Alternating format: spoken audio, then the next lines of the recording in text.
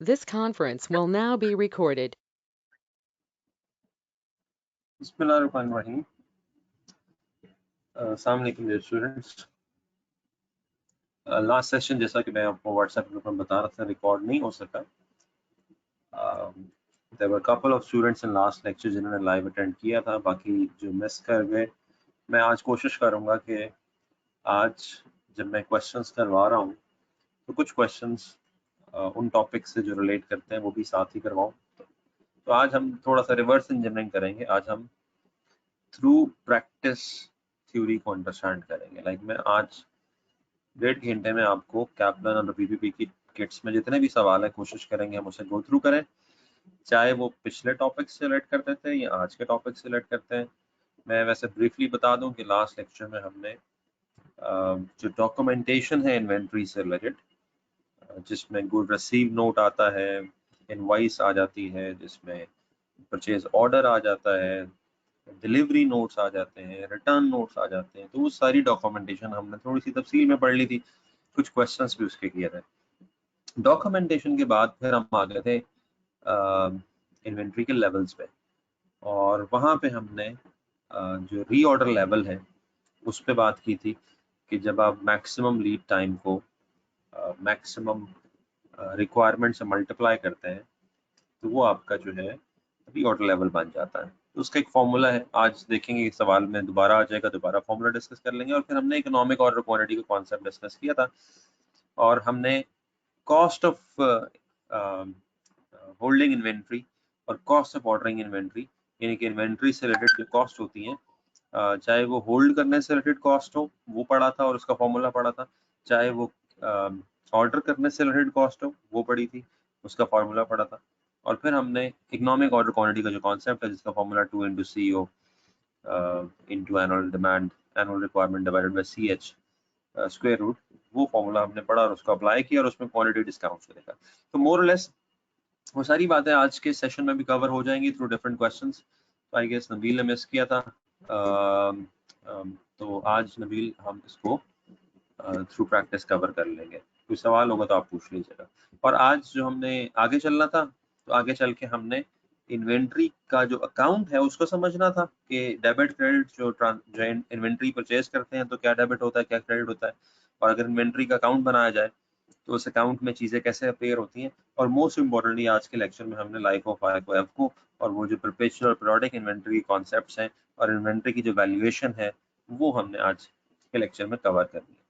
So what I am going to do is I am going in a sequence. इस वक्त मेरे सामने Kaplan की किट खुली हुई है, इसके सीक्वेंस में तेजी से सवाल देख लेते हैं और उसके बाद फिर पीपीपी किट में से देख लेते हैं। Is that okay? जी, I'm asking my students, is that okay? Or you have another idea?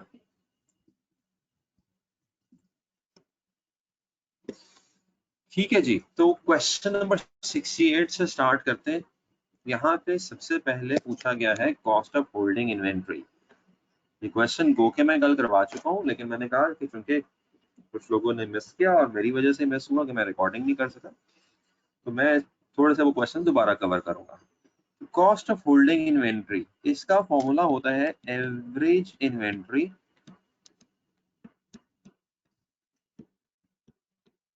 Multiply cost of holding per unit. Average inventory का फॉर्मूला होता है Q/2। तो अगर Q/2 को CH से मल्टीप्लाई कर दो तो ये फॉर्मूला बनता है होल्डिंग कॉस्ट। तो अब इस क्वेश्चन में वो क्या कह रहे हैं कि कंपनी 28,000 कंपोनेंट्स यूज करती है और ये ऑर्डर जो प्लेस करते हैं वो 1500 का करते हैं। तो यहाँ पे Q क्या हो गया, क्वांटिटी क्या होगी जो ऑर्डर करते हैं 1500 components, which is the economic order quantity. तो ये यहाँ से पता भी लग गया, Q EOQ इसे लिख दो या Q लिख दो, so this is order quantity और simply denoted as Q। तो Q को 2 पे डिवाइड कर दो और फिर उसके बाद हमने देखना है कि हमारे पास कुछ मजीद इन्वेंट्री, तो जब आप Q को 2 पे डिवाइड करते हो तो ये बनता है 750। तो फिर वो ये कह रहा है कि कुछ मजीद इन्वेंट्री एज अ बफर भी हम होल्ड करते हैं। तो जो होल्डिंग आप इन्वेंट्री बनती है तो 750 वो और 700 ये वैसे रेयर होता है कि क्वेश्चन में आपका बफर इन्वेंट्री भी आ जाए। अगर बफर इन्वेंट्री आ जाए तो ये भी आपने ऐड करनी है, वरना नॉर्मली कॉस्ट ऑफ होल्डिंग में सिंपली आप Q/2 करते हो और CH से मल्टीप्लाई कर देते हो। अब इस सवाल में हमने Q/2 तो किया, यानी कि हमने इकोनॉमिक ऑर्डर क्वांटिटी को 2 पे डिवाइड करके Q निकाल लिया, लेकिन इस Q में मुझे वो बफर इन्वेंट्री भी ऐड करनी है। तो अगर आपके कुछ सवालों में बफर इन्वेंट्री आ जाए तो आपने वो ऐड करनी है, क्योंकि टोटल होल्डिंग इन्वेंट्री ये भी होगी और ये भी होगी। ठीक है, तो बफर इन्वेंट्री यूं समझ लो कि आप सेफ्टी के लिए एक्स्ट्रा इन्वेंट्री होल्ड कर रहे हो। ठीक है, और जो आप ऑर्डर करते हो वो तो आ ही जाता है आपकी इन्वेंट्री में। ठीक है, तो आप 1500 कंपोनेंट अगर ऑर्डर करते हो तो वो तो इन्वेंट्री में आता है। और कल मैंने लॉजिक बताई थी लास्ट सेशन में कि 1500 को 2 पे क्यों तकसीम किया, क्योंकि हमने एवरेज इन्वेंट्री लेना है और average inventory opening plus closing divided by 2 लेते हैं। तो ये 1500 को 2 पे डिवाइड करने का असल मकसद है कि आपने opening plus closing divided by 2 किया, एवरेज इन्वेंट्री लिया, तो आपने एवरेज इन्वेंट्री में बफर इन्वेंट्री जमा करके जो टोटल होल्डिंग इन्वेंट्री थी जिसको आपने होल्ड किया, उसको अब आपने मल्टीप्लाई करना है cost of holding per unit से, और वो है 3। तो जब आप इसको 3 से मल्टीप्लाई करोगे तो आपके पास आंसर आ जाएगा 4350। अगर किसी का कोई सवाल हो तो वो साथ के साथ पूछ सकता है, अगर किसी को जहां पे एम्बिग्यूटी हो वो वहीं पे पूछ ले, मैं आपको बता दूंगा, otherwise I will keep on moving because we have to cover so many question. अच्छा, अब जो अगला सवाल है ये अब किसी ने नहीं पढ़ा, लाइक ये लास्ट लेक्चर में ये सवाल कवर नहीं हुआ, क्योंकि मैंने पिछले लेक्चर में इन्वेंट्री के अकाउंट पे कोई बात नहीं की, इन्वेंट्री के अकाउंट पे कोई बात नहीं की। तो अब हमें मौका मिलेगा इस क्वेश्चन से इन्वेंट्री अकाउंट को समझने का। तो देखें, इन्वेंट्री अकाउंट को समझने के लिए सबसे पहली बात तो ये समझो कि इन्वेंट्री अकाउंट एक एसेट अकाउंट है। तो जब मैं मटेरियल इन्वेंट्री अकाउंट बनाऊंगा तो जिस तरह एक एसेट का अकाउंट बनता है उसी तरीके से अकाउंट बनेगा। अच्छा, एसेट का अकाउंट क्या होता है? एसेट का अकाउंट ऐसे आता है कि उसका ओपनिंग बैलेंस डेबिट पे होगा, यानी कि ये कोई भी एसेट अकाउंट अगर मैं बना रहा होता तो ऐसे ही बनाता, क्लोजिंग बैलेंस क्रेडिट पे होगा, बैलेंस बीडी बैलेंस सीडी, और फिर उस एसेट में जितने भी इंक्रीजेस हैं वो डेबिट्स होंगे और एसेट में जितने भी डिक्रीजेस हैं वो क्रेडिट होंगे। अब ये एक नॉर्मल एसेट का अकाउंट का स्ट्रक्चर होता है। तो अगर मैं ये तमाम चीजें जो ऊपर लिखी हुई हैं, मटेरियल परचेजेस और इशूड और रिटर्न ऑफ और रिटर्न और ओपनिंग, अगर मैं ये तमाम चीजें उस अकाउंट में डाल दूं जो अकाउंट नीचे मैंने बनाया है, तो मेरे पास क्लोजिंग बैलेंस आ जाएगा। अब सिर्फ फैसला आपने ये करना है, तय ये करना है कि वो डेबिट साइड पे आएगा या क्रेडिट साइड पे आएगा। तो जिस तरह मैंने आपको बताया कि मटेरियल का ओपनिंग बैलेंस डेबिट साइड पे आएगा, तो ये ओपनिंग बैलेंस 15,000 दिया था, मैंने डेबिट साइड पे लिख दिया। उसके बाद मटेरियल परचेजेस, जब मटेरियल परचेज करोगे तो मटेरियल बढ़ेगा, जब मटेरियल बढ़ता है तो वो डेबिट होगा, तो आपने मटेरियल परचेजेस को डेबिट साइड पे लिख दिया। बस आपने ये लॉजिक ही ज़हन में रखनी है, इंक्रीज हो रहा है या डिक्रीज हो रहा है। जब मटेरियल इशू करोगे प्रोडक्शन को तो मटेरियल कम हो जाएगा, क्योंकि आपने मटेरियल इशू कर दिया, तो मटेरियल डिक्रीज हो जाएगा, इसको आप क्रेडिट साइड पे लिख दो। फिर जब मटेरियल राइट ऑफ करोगे तो राइट ऑफ का मतलब ये हुआ कि आप कुछ मटेरियल जो है वो उड़ा रहे हो, राइट ऑफ कर रहे हो, खत्म कर रहे हो, इससे भी मटेरियल डिक्रीज हो जाएगा। ठीक है, तो ये आपने राइट ऑफ भी क्रेडिट साइड पे ले लिया। उसके बाद रिटर्न टू स्टोर, अब यहाँ से गौर कीजिएगा, दो रिटर्न्स है, एक रिटर्न टू स्टोर है और एक रिटर्न टू सप्लायर है। देखिए, जब मटेरियल आप खरीदते हो किससे खरीदते हो? सप्लायर से खरीदते हो। तो जब मटेरियल खरीदते हो तो परचेजेस डेबिट साइड पे आ गया। जब मटेरियल वापस करोगे, मटेरियल रिटर्न टू सप्लायर, जब मटेरियल सप्लायर को वापस करोगे तो आप क्रेडिट करोगे, तो ये तो हो गया रिटर्न टू सप्लायर। फिर जब आप मटेरियल इशू करते हो और वो इशूड मटेरियल वापस आ जाए तो उसको हम कहते हैं रिटर्न टू स्टोर्स। हमने मटेरियल वापस कर दिया, स्टोर्स को वापस कर दिया, तो अगर मटेरियल स्टोर को वापस आता है तो मटेरियल फिर इंक्रीज कर जाएगा, क्योंकि जो मटेरियल इन्वेंट्री अकाउंट है ये स्टोर के पॉइंट ऑफ व्यू से बन रहा है, स्टोर में मेंटेन हो रहा है। तो जब मटेरियल स्टोर को वापस आएगा तो मटेरियल इंक्रीज हो जाएगा, तो ये वाला रिटर्न आपने डेबिट साइड पे लेना। अब जब आप ये तमाम डेबिट्स क्रेडिट्स कर दोगे तो जो बैलेंसिंग फिगर आएगी वो आएगी 23, और ये आपका आंसर है क्लोजिंग बैलेंस का। ठीक है, आंसर 23 आएगा, लेकिन चूंकि यहाँ मैंने 3 जीरो उड़ाए हुए हैं तो लिहाजा आपका आंसर जो यहाँ से चूज होगा वो 23,000 होगा। तो देखो, अगर आपको किसी किस्म का भी मटेरियल के अकाउंट से रिलेटेड सवाल आता है, कोई भी मिसिंग वैल्यू पूछी जा सकती है, ओपनिंग बैलेंस मिसिंग पूछा जा सकता है, क्लोजिंग बैलेंस मिसिंग पूछा जा सकता है, परचेजेस मिसिंग पूछी जा सकती हैं, इश्यूज मिसिंग पूछी जा सकती हैं, तो आपको क्लियर होना चाहिए कि कौन सी चीज आपने डेबिट पे प्लेस करनी है, कौन सी चीज आपने क्रेडिट पे प्लेस करनी है। मोटी मोटी बात, अगर आपको एसेट के अकाउंट का स्ट्रक्चर पता है तो चूंकि इन्वेंट्री एसेट है, लिहाजा उसके इंक्रीजेस डिक्रीजेस को आप आसानी से डेबिट क्रेडिट पे लिख सकते हैं। ठीक है, आगे चलते हैं। अगर आपका कोई क्वेश्चन हो साथ के साथ पूछ लीजिएगा। Which of the following statement is correct? ये क्वेश्चन हम ऑलरेडी कर चुके हैं, डॉक्यूमेंट से रिलेटेड है, लेकिन मैं दोबारा करना चाहूंगा ताकि जो स्टूडेंट्स जिन्होंने मिस किया उनको भी थोड़ी बहुत डॉक्यूमेंटेशन से बात पता लग जाए। A store ledger account will be updated from good received note only. कल भी बताया था कि जब किसी सवाल में ओनली का वर्ड आ जाता है तो वो ऑप्शन का ठीक होना बहुत रेयर होता है। तो देखो, स्टोर लेजर कार्ड कौन सा कार्ड है? ये वो कार्ड है जिसपे आप इन्वेंट्री का प्लस और इन्वेंट्री का माइनस रिकॉर्ड करते हो, यानी कि इन्वेंट्री जब इंक्रीज आती है इस लेजर अकाउंट को आप अपडेट करते हो, जब डिक्रीज होती है अपडेट करते हो। तो वो ये कह रहा है कि स्टोर लेजर अकाउंट को आप उस वक्त अपडेट करते हो जब गुड रिसीव नोट मिलता है सिर्फ। तो भाई इशू के वक्त भी तो अपडेट करना होगा, रिटर्न के वक्त भी तो अपडेट करना होगा, तो ये स्टेटमेंट गलत है। फिर उसके बाद वो कहता है store requisition will only detail the type of product required by a customer। देखो, स्टोर रिक्विजिशन क्या होती है? स्टोर रिक्विजिशन ये होती है, अब रिक्विजिशन का लफ्ज है रिक्वेस्ट करने से, रिक्वायर करने से, रिक्वेस्ट करने से। तो जब कोई आप चीज रिक्वायर कर रहे होते हो, रिक्वेस्ट कर रहे होते हो, तो आप रिक्विजिशन देते हो। तो स्टोर वाले रिक्विजिशन दे रहे हैं, किसको देंगे? परचेज वालों को। तो स्टोर वाले परचेज वालों को क्यों रिक्विजिशन देंगे? क्योंकि स्टोर वाले ये कहेंगे कि ये वाला मटेरियल हमारा कम हो रहा है, आप मजीद खरीद के दो। तो स्टोर रिक्विजिशन क्या शो कर रही होगी? स्टोर रिक्विजिशन वो प्रोडक्ट शो कर रही होगी जो हमें रिक्वायर्ड है, नॉट बाय अ कस्टमर बल्कि रिक्वायर्ड है बाय दी स्टोर्स, यानी कि स्टोर डिपार्टमेंट वालों को जो मटेरियल चाहिए, जो प्रोडक्ट चाहिए, वो स्टोर एक्विजिशन पे मेंशन होगी। ठीक है, तो ये स्टेटमेंट भी गलत है। और अगर इन अ सेंस इसको हम एक सेंस में बहरहाल अगर हम इसको ठीक भी बना लें, हाँ ठीक है, एक सेंस में अगर हम इसको बना भी लें कि स्टोर एक्विजिशन उस टाइप ऑफ प्रोडक्ट को मेंशन करेगी जो कस्टमर की तरफ से रिक्वायर्ड है, ठीक है, ये भी किसी हद तक स्टेटमेंट ठीक है। लेकिन फिर यहाँ पे जो वर्ड आ जाता है वो ओनली का आ जाता है, क्योंकि स्टोर एक्विजिशन पे फिर सिर्फ टाइप ऑफ प्रोडक्ट नहीं होगा बल्कि डिस्क्रिप्शन ऑफ द प्रोडक्ट भी होगी, क्वांटिटी ऑफ द प्रोडक्ट भी होगी। तो स्टोर एक्विजिशन में बहुत सारी चीजें होती हैं, तो यहाँ पे जो ओनली का वर्ड है वो स्टेटमेंट को गलत कर देता है। तो मैंने आपको वैसे ही जनरल गाइड दी है कि ओनली के वर्ड को आप अक्सर फॉल्स ही किया करें। तीसरा, the term lead time is best. कल बताया था कि लीड टाइम क्या होता है कि जब आपने ऑर्डर दिया है उस वक्त से लेकर ऑर्डर आने तक का जो टाइम है वो लीड टाइम होता है। तो ये कह रहा है ऑर्डर रिसीव करने से लेकर पेमेंट के टाइम तक के टाइम को लीड टाइम कहते हैं, तो ये स्टेटमेंट भी गलत है। ऑर्डर करने से लेकर रिसीव करने तक के टाइम को लीड टाइम कहते हैं।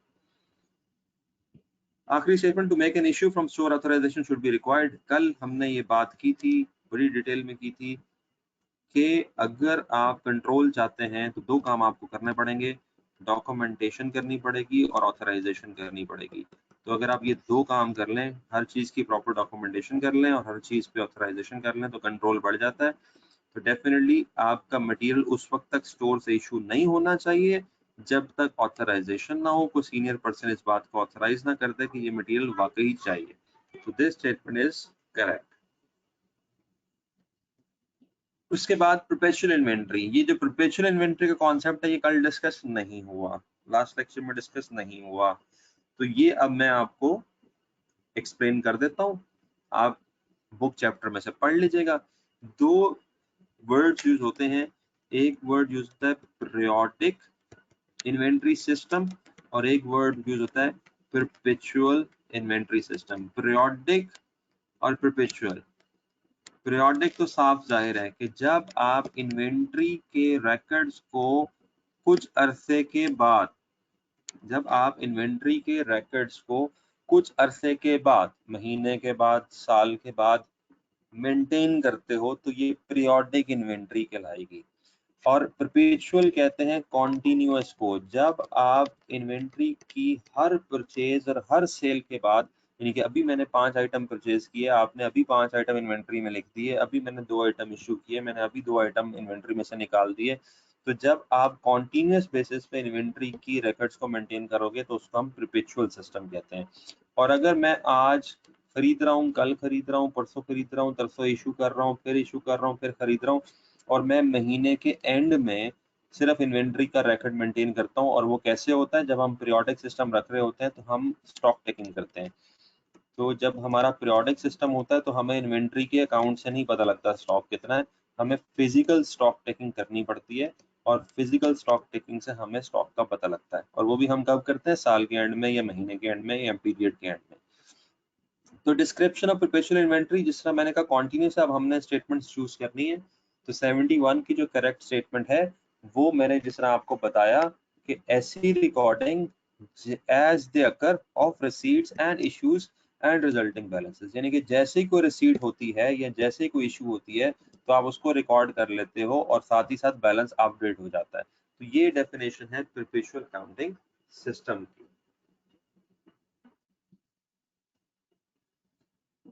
और ये अगर आप डी को देख लो, डी क्या है, the counting and valuing inventory on regular basis, weekly basis.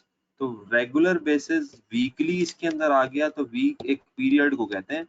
तो कभी भी एक पीरियड जो है वो परपेचुअल नहीं हो सकता। परपेचुअल का मतलब है, इवन डेली भी परपेचुअल का मतलब नहीं है। आफ्टर एवरी ट्रांजेक्शन, दिन में अगर 10 ट्रांजेक्शन हुई हैं तो 10 की 10 ट्रांजेक्शन को उसी वक्त रिकॉर्ड करो, तब आप कहोगे परपेचुअल सिस्टम।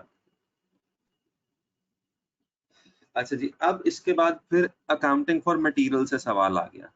जब ऊपर हमने अकाउंट बनाया था, ये मैं अकाउंट दोबारा आपको शो कर देता हूँ, जितना भी टूटा फूटा अकाउंट हमने बनाया था। जब ऊपर हमने अकाउंट बनाया था तो हमने अकाउंट बनाते वक्त सिर्फ यही सीखा कि किस आइटम को डेबिट पे लिखना है, किस आइटम को क्रेडिट पे लिखना है।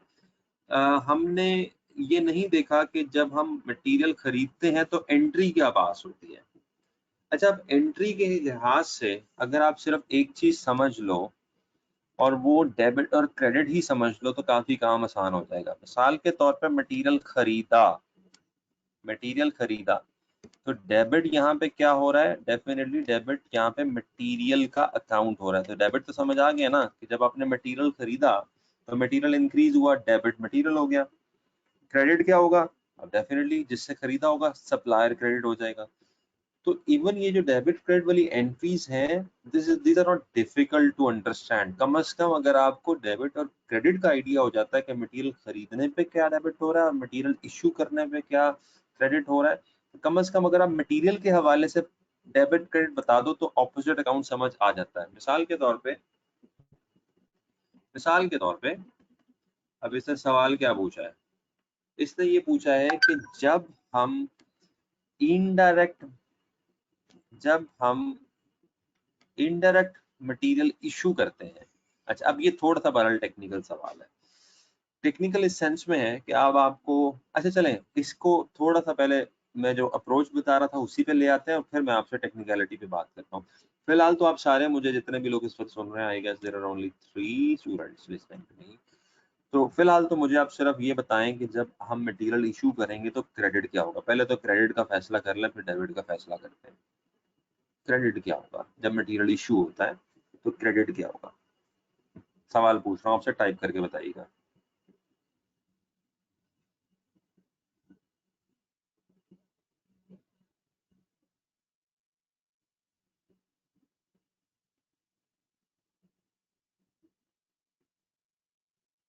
जी सुन रहे हो मुझे, राइट एन आंसर।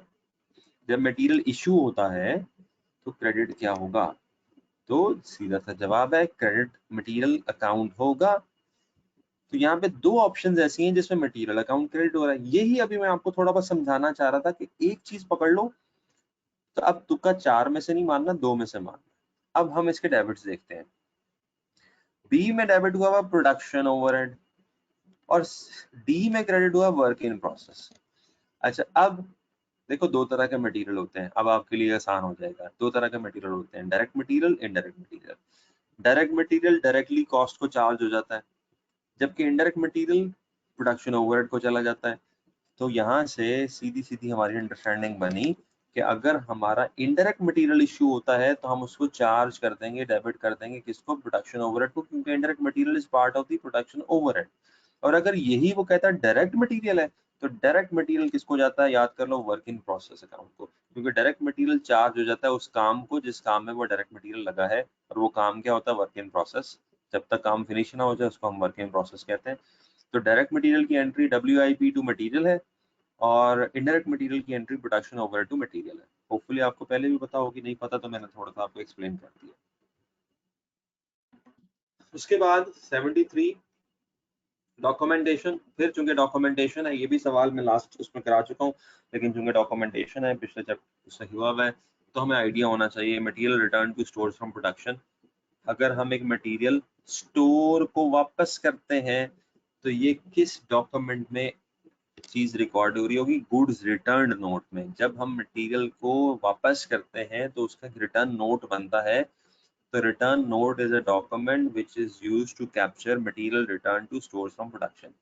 फिर इसी तरीके से एक ऐसा फॉर्म जो स्टोर वाले कंप्लीट करेंगे जिसपे इन्वेंट्री की रिक्वायरमेंट्स होंगी, रिक्वायरमेंट रिक्वेजिशन आ गई, रिक्वेस्ट रिक्वायरमेंट रिक्वेजिशन। तो ये कौन सी रिक्वेजिशन है, जो स्टोर वाले दे रहे हैं। स्टोर वाले किसको रिक्वेस्ट करेंगे, स्टोर वाले परचेज की रिक्वेस्ट करेंगे। किसको करेंगे, परचेज डिपार्टमेंट वालों को। तो क्या बनेगी, परचेज रिक्वेजिशन। ये जो मटेरियल, दो रिक्वेजिशन है, इस पे फर्क जान लो। मटेरियल रिक्वेजिशन जो है वो प्रोडक्शन डिपार्टमेंट देता है स्टोर को कि भाई हमें ये मटेरियल चाहिए, और जो स्टोर रिक्वेजिशन करता है परचेज वालों को, उसको परचेज रिक्वेजिशन कहते हैं। तो अगर प्रोडक्शन वाले रिक्वेजिशन दे तो वो मटेरियल की रिक्वेजिशन होगी, स्टोर वाले रिक्वेजिशन दे तो वो परचेज रिक्वेजिशन होगी। प्रोडक्शन वाले स्टोर को रिक्वेजिशन देते हैं, स्टोर वाले परचेज वालों को रिक्वेजिशन देते हैं। कल हमने ये बात काफी तफसील में पढ़ी थी। फिर मटेरियल रिटर्न टू सप्लायर, जो भी रिटर्न होगा वो रिटर्न नोट में होगा। फिर form completed by store on receipts of goods, तो ये गुड रिसीव नोट बनता है। कुछ चीजें ना नाम से भी जरा जाहिर होती हैं कि जब आपको गुड्स मिल रहे हैं तो आप क्या बनाओगे, आप गुड रिसीव नोट बनाओगे। इसी तरीके से प्रोडक्शन वाले जो रिक्विजिशन देते हैं उसको क्या कहते हैं, मटेरियल रिक्विजिशन। तो आपको पता होना चाहिए कि कौन सा डॉक्यूमेंट कौन बनाता है, किस लिए बनाता है, किसको देता है। ये चीजें कम से कम डॉक्यूमेंटेशन के हवाले से पता होनी चाहिए। अगर आप एक दफा दोबारा भी चैप्टर पढ़ लेंगे तो आपको खुद ही आइडिया हो जाएगा। Which of the following will be completed by production department. अभी मैंने बात की कि प्रोडक्शन वाले और क्या कर रहे हैं, requiring new material to be obtained from supplier. ठीक है, तो ये आपकी क्या होगी, ये गुड्स रिक्विजिशन या मटेरियल रिक्विजिशन नोट होगा। अब आ जाते हैं अकाउंट पे। अब ये सवाल अभी मैंने समझाया अकाउंट, ठीक है, अभी मैंने अकाउंट समझाया। आई विल अप्रिशिएट अगर आप लोग खुद इस क्वेश्चन को करके मुझे जवाब बताते। अभी मैंने ये बात समझा दी है कि हमने अब इसमें अकाउंट बनाकर परचेजेस बतानी है। तो आपको पता होना चाहिए परचेजेस कैसे पता लगेंगे। इस 144 की वैल्यू को लिखो, इस 5 की वैल्यू को लिखो, इस 23,000 की वैल्यू को लिखो, इस 15,000 की वैल्यू को लिखो, बैलेंसिंग फिगर खुद का खुद ही परचेजेस आ जाएंगे। अब लिखना कहाँ पे है, कौन से डेबिट पे कौन से क्रेडिट पे, मैंने आपको तरीका बता दिया है। तो जरा ट्राई करो, 2 मिनट में मुझे आंसर बताओ इसका।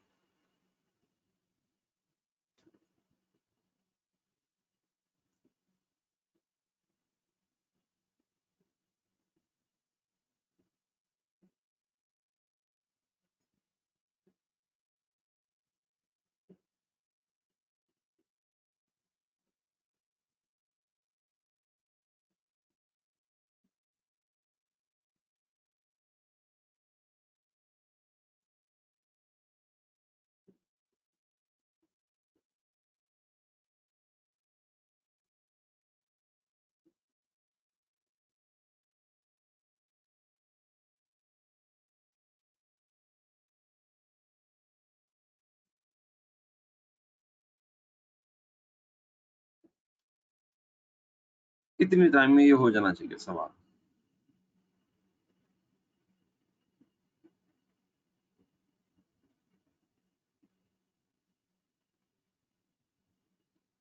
जो कुछ भी निकाला है आंसर वो बता दें।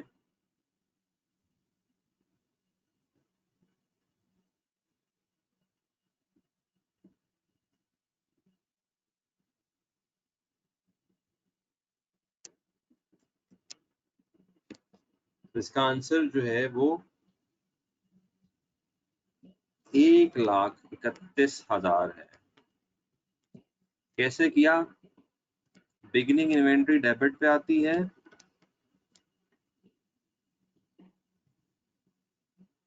उसके बाद क्लोजिंग इन्वेंट्री क्रेडिट पे आती है, इश्यूज क्रेडिट पे आते हैं। अब यहाँ पे आपने पता नहीं 3 जीरो लगाए हैं नहीं लगाए, या उड़ाए या लगाए, अब ये आपको खुद मैनेज करना है। कहीं पे ये देखे ना, यहाँ पे 3 जीरो उड़ाए हुए थे, इसलिए लगाने पड़ेंगे। रिटर्न टू स्टोर्स वापस आ गई, ये यहाँ पे आएगा। और जब आप फिर यहाँ पे बैलेंसिंग की फिगर निकालोगे तो वो बैलेंसिंग फिगर 1,31,000 आएगी। आपको पता है परचेजेस डेबिट साइड पे होती हैं, तो डेबिट साइड जितनी शॉर्ट है वो किसको रिप्रेजेंट कर रही होंगी? परचेजेस। ठीक है, तो क्या करना था? ओपनिंग बैलेंस प्लेस करना, जो जो जिसने चीजें दी हुई थी उसको सही जगह पे लिखना था और सही अमाउंट में लिखना था। आपको पता होना चाहिए कौन सी चीज किस साइड पे आती है। अगर किसी को भी कोई एम्बिगुइटी हो रही है, कोई कंफ्यूजन हो रही है किसी चीज को लिखने में, वो पूछ ले। खासतौर पे अभी ये मेरे ख्याल में आयशा ने 27,000 जवाब बताया, तो आपने क्या गलती की आपको पता होगा। मेरे ख्याल में शायद आपने अमाउंट से तो नहीं ये जवाब गलत होना चाहिए था। सो एनीवेज, अगर कोई क्वेश्चन है, कंफ्यूजन हो रही है, पूछ लें। If things are clear, that's fine. जी क्लियर है? एक दफा लिख दें, बता दें।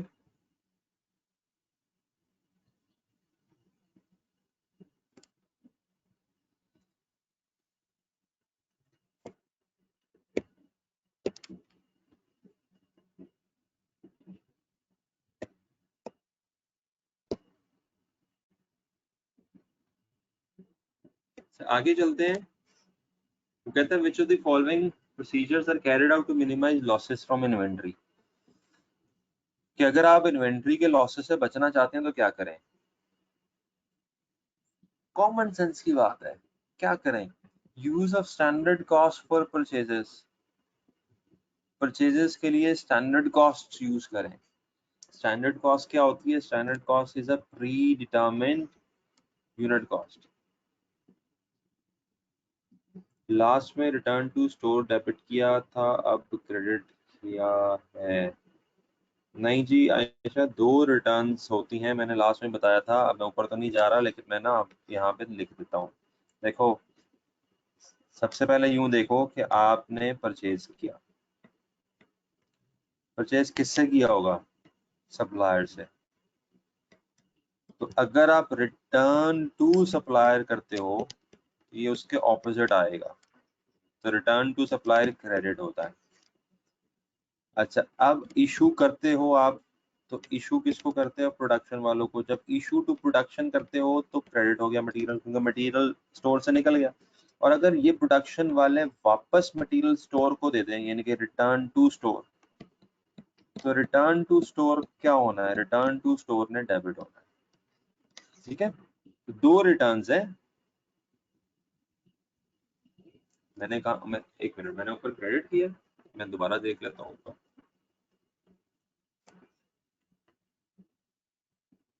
मैंने तो क्रेडिट नहीं किया, मैंने तो डेबिट ही किया है। Return to store 5।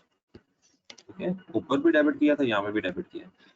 और 12 एक दफा मैंने दोबारा समझा भी दी है, तो आई होप आयशा आपको समझ आ गई होगी। अगर अभी भी कोई कंफ्यूजन है तो पूछ लें।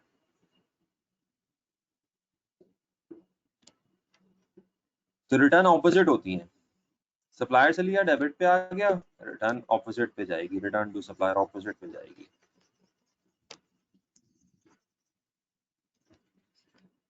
तो minimise losses from inventory, standard purchases करो, रेस्ट्रिक्टेड एक्सेस करो, ताले में रखो, लॉक में रखो, और रेगुलर स्टॉक टेकिंग करते रहो। अगर आप ये काम करते हो तो क्या होगा? आपके लॉसेस फ्रॉम इन्वेंट्री कम होंगे। तो basically all of threes are procedures to restrict losses. अच्छा, अब इसके बाद कुछ क्वेश्चंस आगे हैं, और वो क्वेश्चंस हैं रिलेटेड टू इन्वेंट्री वैल्यूएशन। अब इन्वेंट्री वैल्यूएशन भी अभी हम पहली दफा डिस्कस करने लगे हैं। इन्वेंट्री वैल्यूएशन, इन्वेंट्री वैल्यूएशन क्या होता है? इन्वेंट्री वैल्यूएशन ये होता है कि एंड में जो इन्वेंट्री बच गई है, लाइक आप यहाँ पे देख सकते हैं सवाल में, वैसे ये सवाल तो थोड़ा सा इनडायरेक्ट है। मैं पहले एक इन्वेंट्री वैल्यूएशन के डायरेक्ट सवाल पे आता हूँ और फिर उसके बाद थोड़े से इनडायरेक्ट मेथड्स पे आता हूँ। तो सबसे पहले मैं इन्वेंट्री वैल्यूएशन का ये वाला सवाल लेता हूँ 81। तब देखो यहाँ पे क्या हो रहा है, यहाँ पे ये हो रहा है कि आपके पास कुछ यूनिट्स पड़े हुए थे एक वैल्यू पे, उसकी वैल्यू 3 थी। उसके बाद आपने 5 यूनिट्स बेच दिए, फिर उसके बाद 10 यूनिट्स खरीद लिए, फिर 8 यूनिट्स बेच दिए। अच्छा, अगर मैं आप सिंपली इन्वेंट्री काउंट करूँ ना, तो 15 यूनिट्स थे, 5 बेच दिए, 10 खरीद लिए, 8 बेच दिए। तो 15 माइनस 5 10, 10 और 10 8, और 10 और 10 20, 20 और माइनस 8 12। तो हमारे पास इन्वेंट्री बच कितनी गई है? 12 बच गई है। लेकिन इन्वेंट्री की वैल्यू इन्वेंट्री का काउंट नहीं होता। 12 is not value, 12 is count. यानी कि हम ये कहना चाह रहे हैं कि 12 आइटम बच गए। तो 12 आइटम्स की वैल्यू क्या है? शैल आई मल्टीप्लाई दिस बाय 3? तो फिर वैल्यू 36 हो जाएगी। अगर मैं इस 12 को 3.3 से मल्टीप्लाई करूंगा तो वैल्यू और हो जाएगी। इस 12 को 4 से मल्टीप्लाई करूंगा तो वैल्यू और हो जाएगी। इस 12 को 3.5 से मल्टीप्लाई करूंगा तो वैल्यू कोई और हो जाएगी। तो यहाँ पे सबसे बड़ा जो प्रॉब्लम है वो ये है कि मैं जो 12 यूनिट्स बच गए हैं उसको किस प्राइस से मल्टीप्लाई करूं। दिस इज अ प्रॉब्लम, क्योंकि मैं मुख्तलिफ वक्त में और मुख्तलिफ डेट्स में मुख्तलिफ प्राइसेस पे यूनिट्स उठा रहा हूँ। मुझे प्रिसाइसली नहीं पता कि 12 यूनिट जो बचे हैं वो कौन से वाले बचे हैं। 12 यूनिट ये वाले बचे हैं, इसमें से बचे हैं, या 12 यूनिट इसमें से बचे हैं। ये तो खैर 12 बच भी नहीं सकते, 12 में 10 इसमें से बचे हैं। तो मुझे कैसे पता लगेगा कि कौन से ये वाले यूनिट्स बच गए हैं? तो यहाँ पे इस प्रॉब्लम का, इन्वेंट्री वैल्यूएशन के इस प्रॉब्लम का जो सोल्यूशन है, ठीक है, जो सोल्यूशन है वो कुछ assumptions है, वो कुछ assumptions है। और उन assumptions को हम methods भी कहते हैं। बुनियादी तौर पे ये assumptions हैं, लेकिन इसको methods भी हम कहते हैं। और ये कौन कौन से methods हैं? First in first out, last in first out, और एवरेज, वेटेड एवरेज। ये 3 मेथड्स हैं। अच्छा, अब इन मेथड्स में हम अज्यूम क्या कर रहे हैं? तो सबसे पहले चूंकि फर्स्ट इन फर्स्ट आउट का क्वेश्चन है, तो मैं फर्स्ट इन फर्स्ट आउट से रिलेटेड जो अजम्पशन है उस पर भी बात करता हूँ और मेथड पे भी बात करता हूँ। और होपफुली आपने अगर ये पहले पढ़ा हुआ है तो आपने क्वेश्चंस किए होंगे और आपको समझ भी आते होंगे, गैप्स हैं तो वो भी पता लग जाएंगे। तो first in first out assumption क्या कहती है? First in first out assumption कहती है कि जब आपने यूनिट्स बेचे होंगे तो सबसे पहले वो बिके होंगे जो सबसे पहले खरीदे होंगे। तो देखें, सबसे पहले हमारे पास कौन से यूनिट्स पड़े हुए थे? 15 यूनिट्स पड़े हुए थे 3 ईच के हिसाब से। तो जब मैंने 5 बेचा होगा, बेचा तो 3.3 का है, लेकिन इसकी कॉस्ट कितनी होगी? कौन सी कॉस्ट वाला यूनिट बिका होगा? 3 वाला। बेचा 3.3 में, इसका मतलब 0.3 प्रॉफिट है। लेकिन ये 5 यूनिट किस में से बिके होंगे? इन 15 में से, और बाकी 10 रह गए होंगे। तो उसके बाद 10 यूनिट्स हमने मजीद खरीद लिए। अब हमारे पास 10 और 10 20 रह गए। अब उसमें के बाद जो 8 यूनिट्स बिके होंगे वो कौन से बिके होंगे? जो आपने पहले खरीदे थे। और पहले कौन से खरीदे थे? पहले आपने 3 के हिसाब से खरीदे थे, ये वाले। अच्छा, अब इसका मतलब क्या है? इसका मतलब सिंपली ये है, अब यहाँ पे आपने फ्लो को ध्यान में रखना है कि फर्स्ट इन फर्स्ट आउट में जब आप इशू करते हैं तो वो इशू फर्स्ट में से होती है, लेकिन जो स्टॉक बचता है, बस ये बात अगर आपको समझ आ जाएगी तो आप क्वेश्चन आराम से करेंगे। तो जो स्टॉक बचता है वो एंड में से बचता है, ठीक है? जो स्टॉक बचता है वो एंड में से बचता है। इसका मतलब ये हुआ कि 12 आइटम जो बचे होंगे आपके पास, वो कौन से बचे होंगे? उन 12 में से 10 आइटम तो सारे के सारे आपके पास ये बच गए होंगे, ठीक है? लास्ट में ना आपके पास दो तरह के आइटम्स हैं, 15 और 10 ये। तो 12 में से 10 आइटम तो आपके पास ये बच गए होंगे। तो 10 इंटू 3.5, ये आपके पास आ गया 35। और जो दो आइटम्स हैं वो आपके पास 3 वाले बच गए होंगे, प्लस 2 6। तो आपकी जो इन्वेंट्री की वैल्यू बनती है वो 41 बनती है, ठीक है? अच्छा, अब इन सवालों को करने के लिए कई तरीके हैं। आप पूरा स्टोर लेजर कार्ड भी बनाते हो, होपफुली आपने वो भी पढ़ा होगा, स्टोर लेजर कार्ड।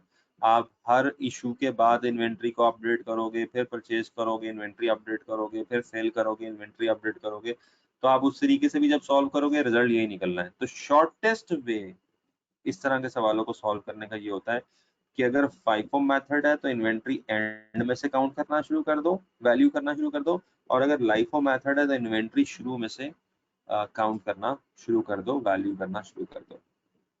ठीक है, ये बात समझ आती है आपको या इसमें कोई आपको एम्बिगुइटी है? तो अगर क्लियर है तो क्लियर लिख दें, कोई सवाल है तो सवाल पूछ दें, और फिर हम जरा इसकी कुछ और क्वेश्चंस पे चलते हैं जो जरा टेक्निकल होंगे।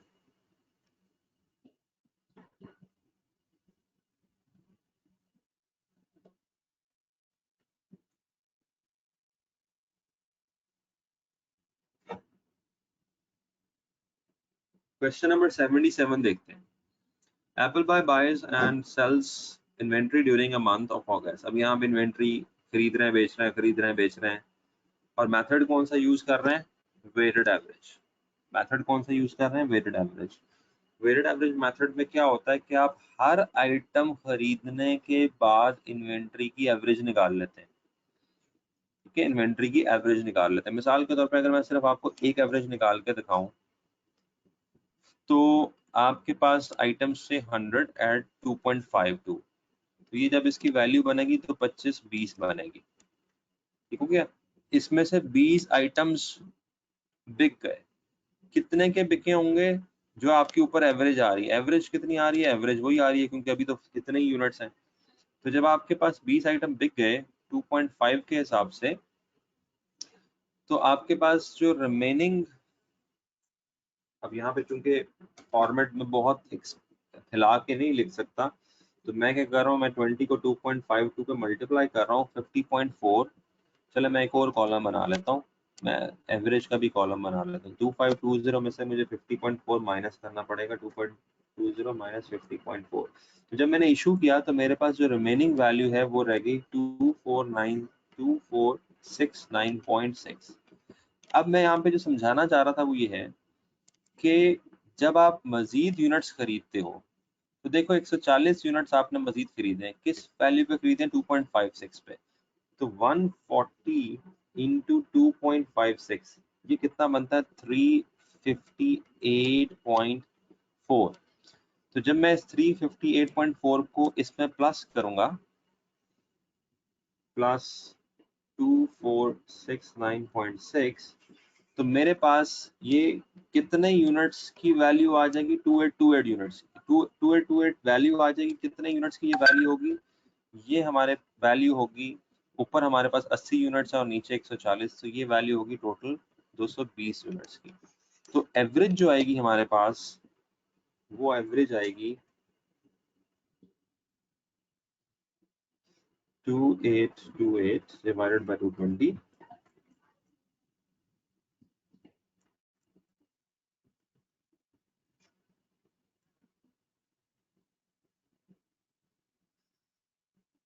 तो मेरे ख्याल में मैंने गलत कर दिया है। 2520 पॉइंट प्लस 50.4,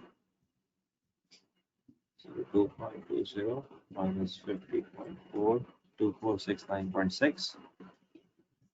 इसके अंदर मुझे प्लस करना है 2828, 80 प्लस 140,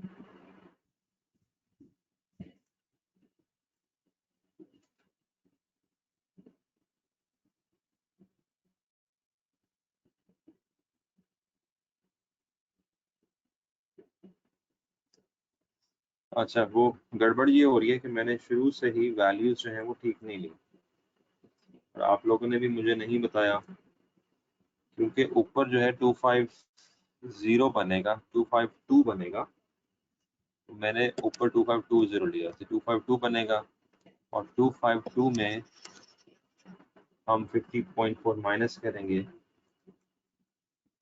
तो 201.6 बनेगा। 201.6, और 201.6 में 358 0.4 प्लस करेंगे तो 560 बनेगा, और 560 को जब हम 220 पे डिवाइड करेंगे तो एवरेज आएगी 2.54। ठीक है, तो पॉइंट यहाँ पे ये है। हाँ ठीक है, मैंने नोट कर लिया है आयशा, थैंक यू। तो पॉइंट ये है कि हम एवरेज में क्या करते हैं, मैं थोड़ा सा टाइम लिमिटेशंस की वजह से, और क्योंकि ये क्वेश्चन में एवरेज कैलकुलेट करने को नहीं कहा गया, लेकिन मैं तो सिर्फ कॉन्सेप्ट बताने की कोशिश कर रहा था कि एवरेज में हम क्या करते हैं। एवरेज में हम ऑर्डर फॉलो नहीं करते, बल्कि हम एवरेज के अंदर हर यूनिट्स को ऐड करने के बाद उसकी एवरेज निकाल लेते हैं, वेटेड एवरेज। और वेटेड एवरेज निकलती है total cost divided by total unit से। तो फाइफो का एक अपना पैटर्न है, first in first out issues शुरू से होंगी, स्टॉक एंड से बचेगा। लाइफो का एक अपना पैटर्न है, last in first out issues last से होंगी, स्टॉक शुरू से बचेगा। और वेटेड एवरेज का एक अपना पैटर्न है, उसके अंदर ऑर्डर मैटर नहीं करता, लास्ट से बचेगा या शुरू से बचेगा। जो कुछ भी होगा और जो कुछ भी बचेगा और जो कुछ भी इशू होगा और जो जो चीज भी आपकी है वो इन दी एंड, इश्यूज भी और स्टॉक भी, इश्यूज भी और स्टॉक भी, वो वेटेड एवरेज, वो एवरेज पे आएगा। इशू भी एवरेज पे होगी, स्टॉक भी एवरेज पे बचेगा। लाइफ ऑफ में ऑर्डर होता है।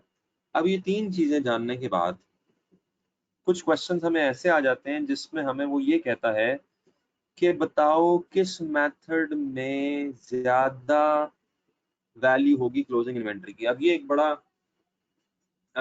बड़ा जो है कॉमन सा सवाल होता है कि जिसमें वो ये पूछ लेता है कि किस मेथड में इन्वेंट्री की वैल्यू जो है वो हायर होगी और किस मेथड में इन्वेंट्री की वैल्यू लोअर होगी। अच्छा, अब इस तरह के सवाल को करने के लिए डेफिनेटली आपको क्या करना पड़ेगा, आपको जो दो मेथड्स हैं वो कौन से हैं, फाइफो और वेटेड एवरेज। फाइफो क्योंकि चारों में यही इन्हीं दो के दरमियान कंपैरिजन है, तो आप फाइफो मेथड के हिसाब से इन्वेंट्री की वैल्यू निकाल लोगे और एवरेज के हिसाब से इन्वेंट्री वैल्यू निकाल लोगे। फाइफो के हिसाब से तो बहुत ही आसान है, क्योंकि फाइफो के हिसाब से स्टॉक कहाँ से बचना है, एंड से बचना है। स्टॉक बच कितना रहा है, पहले तो आप ये कैलकुलेट कर लो। कैसे कैलकुलेट करोगे, 100 में से 20 माइनस करो, 140 जमा करो, 90 माइनस करो, 200 जमा करो, 180 माइनस करो, तो स्टॉक आ जाएगा। ठीक है, तो 100 minus 20 plus 140 minus 20 plus 200 minus 180, तो स्टॉक हमारे पास बच रहा है 150 यूनिट्स। ठीक है, अब 150 यूनिट्स को जब मुझे वैल्यू करने की बारी आएगी कि मैंने किस किस से मल्टीप्लाई करना है, तो मैं फर्स्ट इन फर्स्ट आउट है तो एंड में से स्टार्ट कर लूंगा। अब आखिरी जो मेरी परचेज है वो 2.78 के हिसाब से है, और आखिरी परचेज 200 यूनिट्स की थी। इसका मतलब है इसी में से 150 यूनिट बचे हैं, तो मैं 150 को 2.78 से मल्टीप्लाई कर दूंगा, और जब मैं 150 को 2.78 से मल्टीप्लाई करूंगा तो मेरी स्टॉक की वैल्यू आ जाएगी 417। तो मैंने क्या किया, मैंने फाइफो के मुताबिक स्टॉक की वैल्यू निकाल ली। और अब मुझे क्या करना था, अब मुझे वेटेड एवरेज के हिसाब से कैलकुलेशन करनी थी। तो उसके लिए वेटेड एवरेज हम निकाल लेते हैं। वेटेड एवरेज के लिए हमें क्या करना है, हमें 100 यूनिट्स की वैल्यू, 140 यूनिट्स की वैल्यू और 200 यूनिट्स की जो वैल्यू है, ये सारी वैल्यूज निकाल के उसके बाद मुझे 440 यूनिट्स पे डिवाइड करना पड़ेगा। ठीक है, मैं रिपीट कर देता हूँ। क्या करेंगे, हम यहाँ पे 100 यूनिट्स की वैल्यू निकाल लेंगे जो कि 252 होगी। हम यहाँ पे 140 यूनिट्स की वैल्यू निकाल लेंगे जो कि 358 होगी। हम यहाँ पे 200 यूनिट्स की वैल्यू निकाल लेंगे जो कि 556 होगी, और इन तीनों को जमा कर लेंगे 1166, और इसको इन यूनिट्स पे डिवाइड कर देंगे जो कि बनते हैं 440। तो जो एवरेज आएगी हमारे पास वो आएगी 2.65, और जो यूनिट्स बच गए हैं 150 उसको मैं 2.65 से मल्टीप्लाई कर दूंगा, तो मेरे पास एवरेज के मुताबिक स्टॉक की वैल्यू आती है 397.50। तो हमने एवरेज से भी वैल्यू निकाल ली, हमने फाइफो से भी निकाल ली। अब साफ नजर आ रहा है कि फाइफो की वैल्यू ज्यादा है। कितनी ज्यादा है, दोनों का फर्क ले लो, 417 में से 397.5 माइनस कर दो, तो जवाब आता है कि 19.5 फाइफो हायर है, and that leads us to the answer A. तो हमारा जो जवाब अल्टीमेटली बनता है वो ए बनता है। अच्छा, ये तो उसने ऐसा सवाल पूछा है जिसमें न्यूमेरिकली आपको कैलकुलेशंस करनी पड़ रही हैं। कुछ सवाल ऐसे भी आते हैं जिसमें बगैर न्यूमेरिकल के भी वो आपसे सवाल पूछ लेता है, या जिसमें आप न्यूमेरिकल के बगैर भी बता सकते हैं, सॉल्व किए बगैर भी बता सकते हैं कि कौन से मेथड से हायर आएगा और कौन से मेथड से लोअर आएगा, लेकिन उसके लिए उसको बताना पड़ेगा कि इन्फ्लेशन हो रही है या डिफ्लेशन हो रही है। अब जैसे अब ये मैं इस सवाल की बात कर रहा हूँ, क्वेश्चन नंबर 78 की। अब ये ऐसा सवाल है जिसमें डेटा शायद ना होने के बराबर है, आप कैलकुलेट करके नहीं बताओगे बल्कि कैलकुलेशन के बगैर कॉन्सेप्चुअली बताओगे। अब जरा देखते हैं कि ये कॉन्सेप्ट आपको आता है या नहीं आता, और फिर मैं आपको ब्रीफ कर देता हूँ। पहले मैं सवाल बताता हूँ, ऑप्शन बताता हूँ, आपसे जवाब लेता हूँ, फिर मैं कॉन्सेप्ट बताता हूँ। तो सवाल ये है कि एक कंपनी की क्लोजिंग इन्वेंट्री है 1000 यूनिट्स और उसकी ओपनिंग इन्वेंट्री है 950 यूनिट्स। इसका मतलब है इन्वेंट्री इंक्रीज हो रही है, ओपनिंग 950 है, 50 यूनिट इन्वेंट्री बढ़ रही है, क्लोजिंग 1000 है। अब ये वो पूछ रहे हैं कि अगर प्राइसेस गिर रही हों थ्रू आउट द ईयर, अब ये बड़ा इंपॉर्टेंट जुमला है, अगर प्राइसेस गिर रही हों थ्रू आउट द ईयर, इसका मतलब है वो इन्फ्लेशन नहीं बल्कि डिफ्लेशन की बात कर रहा है। नॉर्मली या तो प्राइस बढ़ रही होती है या कम हो रही होती है, अब इसमें वो कह रहा है प्राइसेस मुसलसल कम हो रही हैं। तो बताओ कि क्लोजिंग इन्वेंट्री और प्रॉफिट फाइफो का ज्यादा होगा या एफओ का ज्यादा होगा? तो फिलहाल तो मैं आपसे पूछता हूँ कि आपके मुताबिक, आपकी अंडरस्टैंडिंग के मुताबिक, आपकी नॉलेज के मुताबिक आप इसका क्या जवाब देते हो, ए बी सी डी, और उसके बाद मैं आपको इसका जवाब भी बताता हूँ और इस तरह के सवालों का आंसर अप्रोच वो भी बताता हूँ ताकि आपको फ्यूचर में याद रहे।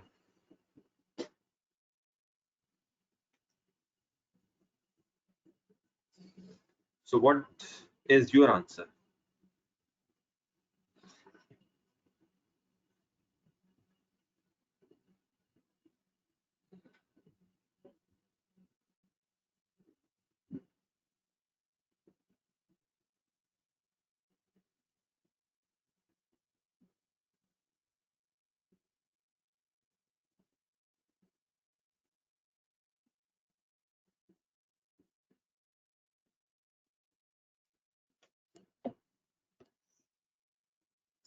Okay, so all of you are giving me answer D, जबकि ये आंसर गलत है। और ये जो आपने आंसर दिए ना, ये नॉर्मली होता ही यही है, लेकिन यहाँ पे नहीं है। यहाँ पे इसलिए नहीं है क्योंकि अगर यहाँ पे लिखा होता ना कि प्राइसेस हैव या प्राइसेस रोज या rise through out the year, यानी कि अगर मैं यहाँ पे ये लिखूं, अब ये इसलिए आपने ना बड़ा केयरफुली मेरी बात सुननी है कि अगर आपके सवाल में इन्फ्लेशन का कॉन्सेप्ट हो, यानी कि प्राइसेस बढ़ रही, नॉर्मली जितने भी सवाल होते हैं ना, नॉर्मली, मैं इसलिए बार बार नॉर्मली का वर्ड यूज कर रहा हूँ, उसमें ना प्राइसेस बढ़ रही होती है। मिसाल के तौर पे आप अगर पिछला सवाल ही देख लो, तो पिछले सवाल में पहले आपने 252 का खरीदा था, फिर 256 का, फिर 278 का, प्राइसेस बढ़ रही होती हैं। जबकि ऐसे सवाल भी आ सकते हैं जिसमें प्राइसेस कम हो रही है, ये उलट भी हो सकता था। अब होता ये है कि जब ये उलट हो जाए ना तो फिर आपका जवाब भी उलट हो जाता है। तो नॉर्मली सवाल में प्राइसेस बढ़ रही होती हैं। अच्छा, अब जब प्राइसेस बढ़ रही हैं और फाइफो है, तो फाइफो में स्टॉक एंड से होता है, इसका मतलब है क्लोजिंग स्टॉक की वैल्यू ज्यादा होगी। तो आप लोगों ने जब आंसर दिया तो उलट दिया, आपने कहा क्लोजिंग, एक मिनट, आप, हाँ, मैं थोड़ा सा रिपीट करता हूँ। फाइफो में फर्स्ट इन फर्स्ट आउट आपका स्टॉक बचता है एंड से, और इन्फ्लेशन के केस में एंड की जो स्टॉक की वैल्यू है वो ज्यादा होती है, हायर होती है, ठीक है। एंड डिफ्लेशन के केस में जो आखिरी वैल्यू है वो लोअर होती है, ठीक है। So in that scenario closing inventory is lower, ये बात तो तय हो गई। अब ये यहाँ पे भी लिखा हुआ है और ये यहाँ पे भी लिखा हुआ है, ठीक है। अच्छा,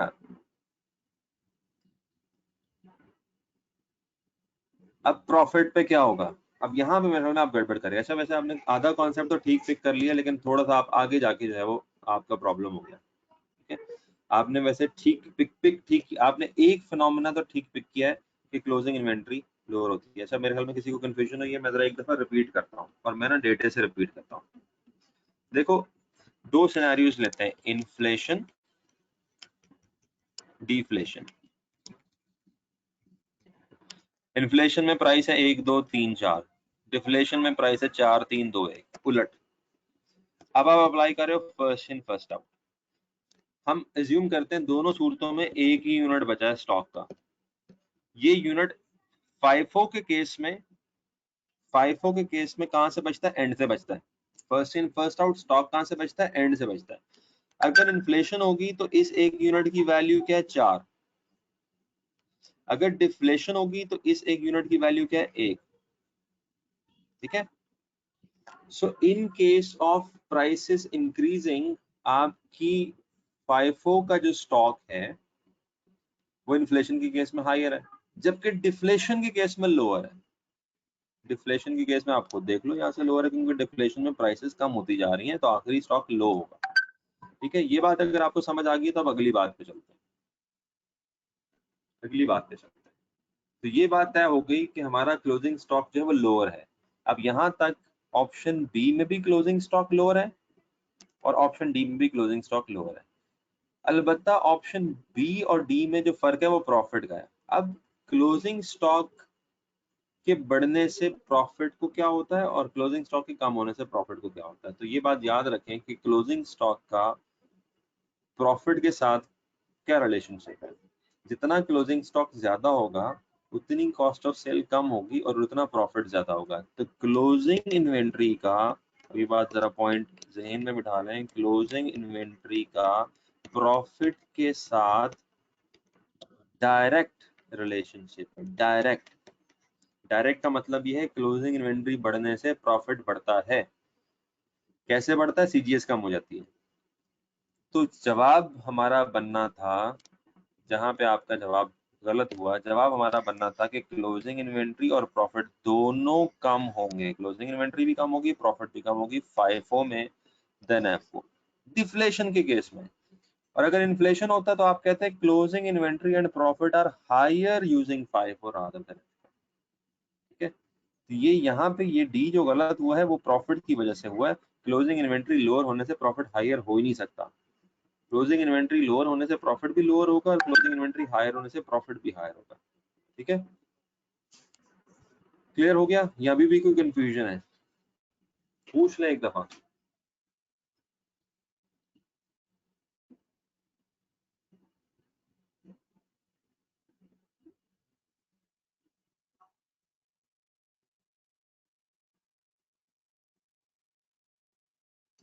जी, is that clear?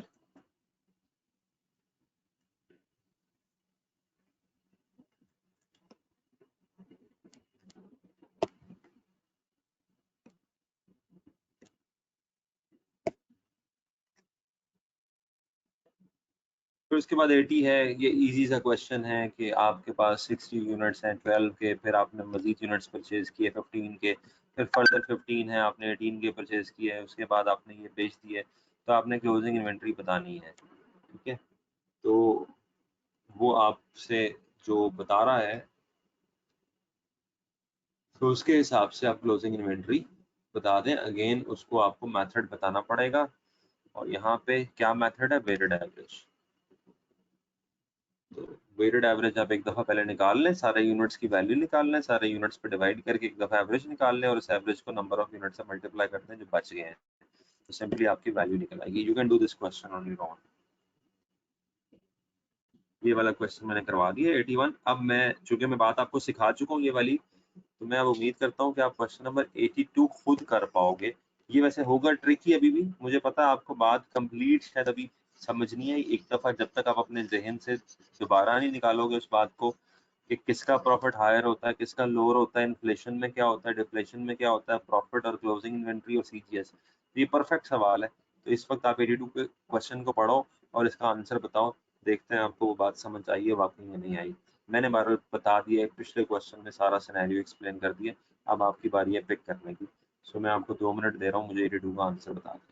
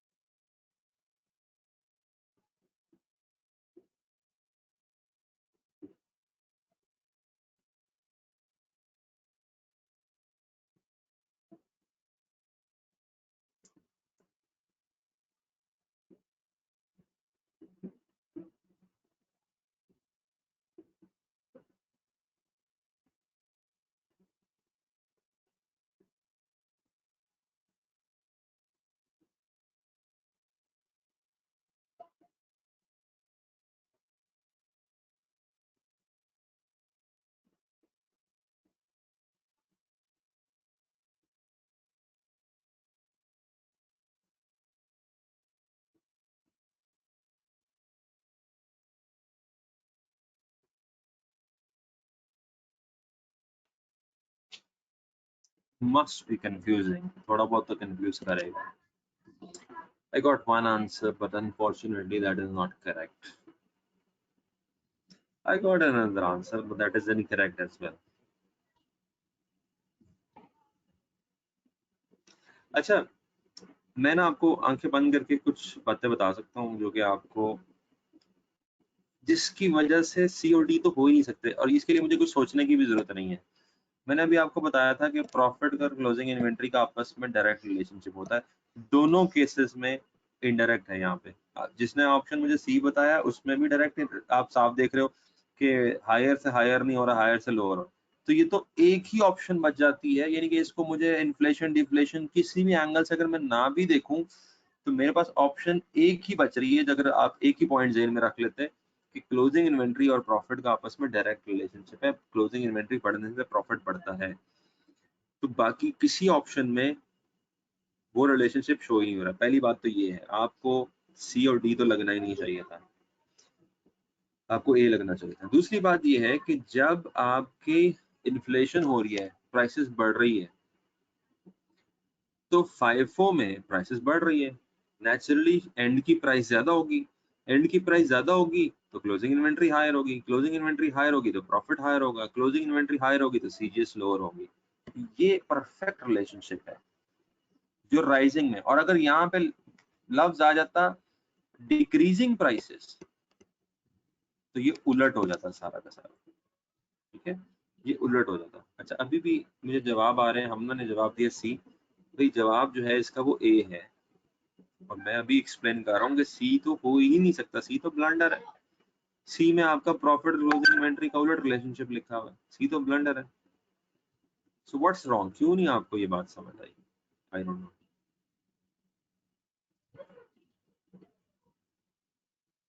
I guess there is some confusion. Clear कर लें अभी, ये साथ क्लियर होना इसका बहुत जरूरी है।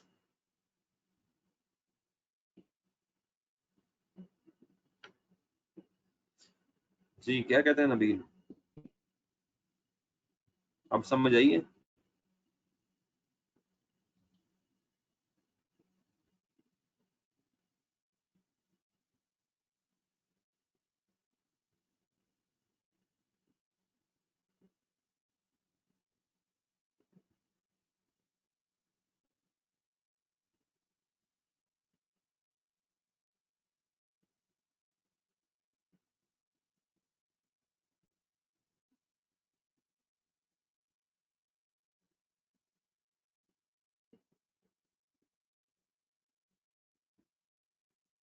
I was writing option A first, और फिर उसके बाद शैतान ने कहा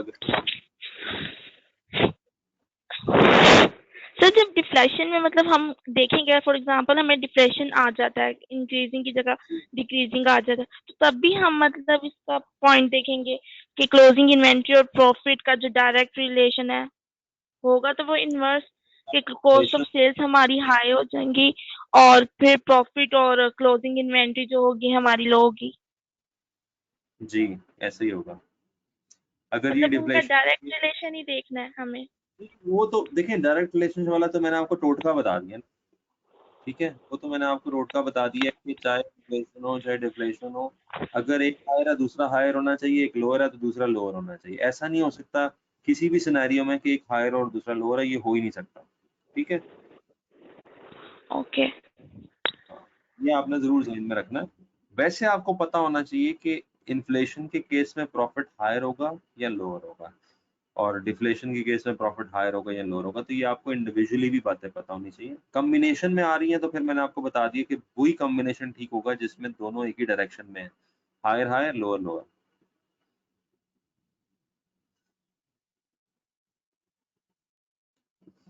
ओके जी, नेक्स्ट देखते हैं जी क्या है।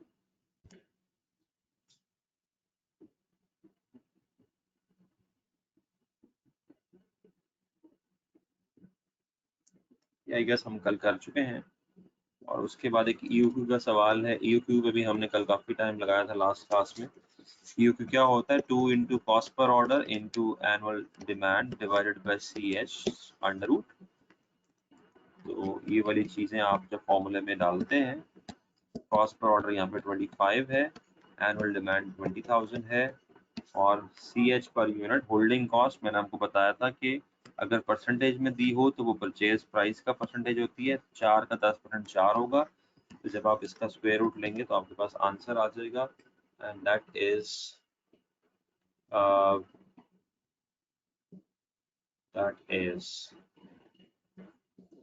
500।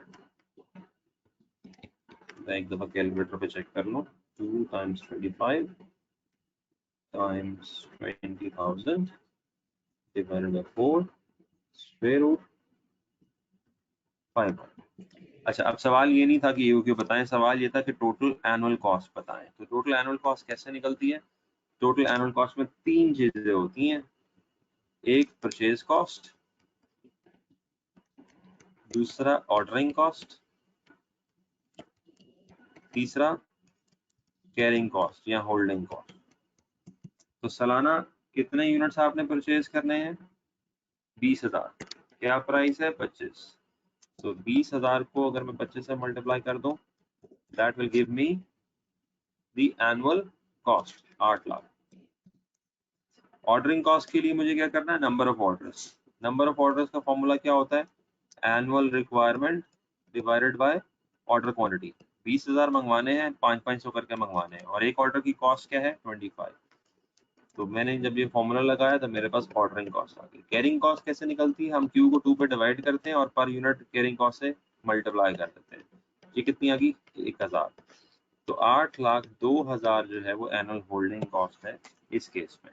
तो बेसिकली आपको क्वेश्चन में ईयूक्यू निकालना भी आना चाहिए और उसकी ऑर्डरिंग कैरिंग कॉस्ट भी निकालनी आनी चाहिए, और मैंने लास्ट लेक्चर में बताया था कि अगर डिस्काउंट आ जाए तो वो भी आपको कैलकुलेट करना चाहिए। फिर रीऑर्डर लेवल, ये भी हमारी लास्ट लेक्चर में डिस्कशन हो चुकी है कि मैक्सिमम यूजेज को जो कि 520 है, अगर मैं मैक्सिमम लीड टाइम से मल्टीप्लाई कर दूं तो वो हमारा जो है वो रीऑर्डर लेवल होता है, विच इन दैट केस इज 7,800। तो सिंपल सा फॉर्मूला है, और इस चैप्टर में एक दो फॉर्मूलाज हैं रीऑर्डर लेवल के, मिनिमम लेवल के, मैक्सिमम लेवल के, वो आप उसमें अप्लाई करेंगे, आपको पता लग जाएगा।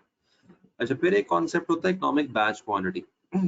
इकोनॉमिक बैच क्वांटिटी का जो कॉन्सेप्ट है that is similar to economic order quantity. होती ये भी ऑर्डर क्वांटिटी है, लेकिन इसके अंदर सिनेरियो थोड़ा सा मुख्तलिफ हो जाता है। जो इकोनॉमिक ऑर्डर क्वांटिटी है वो, उसमें सिनेरियो ये है कि आपने इन्वेंट्री बाहर से खरीदनी है।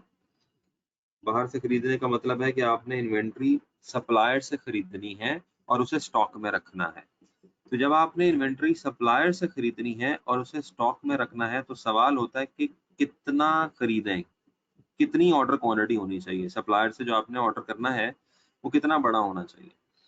ये जो इकोनॉमिक बैच क्वांटिटी का कॉन्सेप्ट है, इसके अंदर इन्वेंट्री जो आप रखना चाह रहे हैं वो रखना चाह रहे हैं फ्रॉम योर इंटरनल मैन्युफैक्चरिंग, यानी कि अब आप सप्लायर से खरीद के स्टॉक में चीजें नहीं रख रहे, बल्कि खुद बना के स्टॉक में चीजें रख रहे हैं। ठीक है, दोनों बातों में फर्क है, दोनों बातों में फर्क है। एक केस में मैं एक चीज खरीदता हूँ और इन्वेंट्री में डाल देता हूँ, और एक चीज एक एक पॉइंट में मैं एक चीज बनाता हूँ और इन्वेंट्री में डाल देता हूँ। तो मैं जब एक चीज बना के इन्वेंट्री में डालता हूँ, यानी कि इंटरनल मैन्युफैक्चरिंग में, तो वहां पे इकोनॉमिक ऑर्डर क्वांटिटी का कॉन्सेप्ट नहीं आता, इकोनॉमिक बैच क्वांटिटी का कॉन्सेप्ट आता है। यानी मैं जो बनाऊं, जो इंटरनल मैन्युफैक्चरिंग करूं, वो किस क्वांटिटी में करूं। ठीक है, तो इकोनॉमिक बैच क्वांटिटी का जो कॉन्सेप्ट है वो इस चीज को रिफ्लेक्ट करता है। तो इन ऑप्शंस में से फिर क्या ऑप्शन ठीक हुआ कि what is economic batch quantity used to establish? क्या ये ऑप्टिमल रीऑर्डर क्वांटिटी को एस्टैब्लिश करता है? गलत, वो तो ईओक्यू होगा। क्या ये ऑप्टिमल रीऑर्डर लेवल को रिप्रेजेंट करता है? गलत, वो तो maximum usage into lead time होता है, उसका तो बैच क्वांटिटी से कोई ताल्लुक नहीं है। मैक्सिमम इन्वेंट्री लेवल गलत। तो अभी जिस तरह मैंने आपको बताया कि ईबीक्यू जो है, इकोनॉमिक बैच क्वांटिटी, ये वो क्वांटिटी बताएगा जो आपको मैन्युफैक्चर करनी चाहिए, ऑर्डर नहीं करनी। ऑर्डर तो सप्लायर को किया जाता है, मैन्युफैक्चर कितना करना है। क्योंकि जिस तरह ऑर्डर में होता है कि बड़ा ऑर्डर दोगे तो ऑर्डरिंग कॉस्ट बढ़ जाएगी, सॉरी बड़ा ऑर्डर दोगे तो ऑर्डरिंग कॉस्ट कम हो जाएगी, होल्डिंग कॉस्ट बढ़ जाएगी। इसी तरीके से इकोनॉमिक बैच क्वांटिटी में ऐसा होता है कि अगर आप ज्यादा बैचेस में बनाओगे तो ज्यादा बैचेस, सॉरी अगर आप बैच साइज बड़ा बनाओगे, यानी कि ज्यादा क्वांटिटी में मैन्युफैक्चरिंग करोगे, आपका बैच साइज ज्यादा है तो ज्यादा इन्वेंट्री आपको होल्ड करनी पड़ेगी, सेटअप कॉस्ट कम आएगी। तो बिल्कुल उसी तर्ज पे जिस तरीके से ईओक्यू निकलती है, उसी तरीके से ईबीक्यू निकलती है। बस ईबीक्यू का थोड़ा सा फॉर्मूला डिफरेंट होता है ईओक्यू से। मैं आपको बुक पे ले जाता हूँ और आपको वो फॉर्मूला बता देता हूँ। तो जो ईबीक्यू का फॉर्मूला है वो ये है, 2COD divided by CH1 minus D by R। तो इसके अंदर CO जो है वो ऑर्डरिंग कॉस्ट की बजाय सेटअप कॉस्ट है। ठीक है, क्योंकि अब हम ऑर्डर नहीं कर रहे, अब हम ऑर्डरिंग कॉस्ट इनकर नहीं कर रहे, अब हम बना रहे हैं, तो बनाने पे सेटअप कॉस्ट लगती है, ऑर्डरिंग कॉस्ट नहीं होती, सेटअप कॉस्ट होती है। तो CO सेटअप कॉस्ट है यहाँ पे, CH होल्डिंग कॉस्ट है, बिल्कुल उसी तरीके से। लेकिन यहाँ पे D डिमांड है, D वहां पे भी डिमांड ही थी तो ये भी हो गया, Q बैच साइज है। लेकिन यहाँ पे जो चीज फर्क है वो ये है, ईओक्यू का फॉर्मूला सिंपली ये है, 2COD divided by CH square root, EOQ का फॉर्मूला है। लेकिन ईबीक्यू के फॉर्मूले में थोड़ी सी वेरिएशन है, और वो है 2COD, ऊपर तो वही आ गया, उसके बाद CH, लेकिन उसके बाद आपने यहाँ पे ब्रैकेट में लेना 1 माइनस D ओवर R। और D क्या है यहाँ पे? D यहाँ पे डिमांड है, और R जो है वो आपका एनुअल रिप्लेनिशमेंट रेट है, ये रेट ऑफ प्रोडक्शन है। R को आप रेट ऑफ प्रोडक्शन कह लो। तो बेसिकली आपको क्या पता होना चाहिए? आपको दो बातें पता होनी चाहिए। एक बात, ईबीक्यू का कॉन्सेप्ट है क्या, कैलकुलेट क्या करता है? कैलकुलेट करता है कि कितनी क्वांटिटी में चीजें बनाओ और स्टॉक करो। ईओक्यू का कॉन्सेप्ट क्या कैलकुलेट करता है? कितनी क्वांटिटी में चीजें मंगवाओ और स्टॉक करो। मंगवाने में और बनाने में फर्क है। दोनों सूरतों में जाना उसने इन्वेंट्री में, ईओक्यू मंगवाने की इन्वेंट्री, मंगवाने की क्वांटिटी डिटरमिन कर रहा है, और ईबीक्यू बनाने की क्वांटिटी डिटरमिन कर रहा है। तो बुनियादी जो दोनों कॉन्सेप्ट में फर्क है वो आपको पता होना चाहिए। दूसरा, दोनों के फॉर्मूलाज में जो फर्क है वो आपको पता होना चाहिए। तीसरा, उसके फॉर्मूलाज को अप्लाई करना आपको आना चाहिए। चौथा, दोनों के फॉर्मूलाज अप्लाई करके ईओक्यू, ईबीक्यू और एनुअल कॉस्ट निकालनी आनी चाहिए। एनुअल कॉस्ट और ईओक्यू, ईबीक्यू तो फॉर्मूले से आसानी से निकल आती है। स्टूडेंट जो स्ट्रगल करते हैं वो उसके कॉन्सेप्ट में करते हैं, उनको कॉन्सेप्ट समझ नहीं आ रहा होता कि ये दो हैं क्या, इनमें फर्क क्या है। वो फर्क मैंने आपको काफी हद तक कॉन्सेप्चुअली बता दिया। किसी के जहन में कोई सवाल आ रहा हो तो वो बेशक पूछ लें। अभी फिलहाल चूंकि इसका थ्योरेटिकल सवाल आया था 87 का, तो मैंने आपको थ्योरेटिकली ही इसका आपको अंडरस्टैंडिंग दे दी है। अभी न्यूमेरिकली आता है तो न्यूमेरिकली भी मैं आपको ये सवाल करवा देता हूँ। चले, मेरे ख्याल में 89, अब मेरा ऐसे बटन दबाया तो 89 सवाल आ गया और वो न्यूमेरिकली आ गया, तो हम 89 क्वेश्चन कर लेते हैं। तो 89 में ईबीक्यू निकालनी है।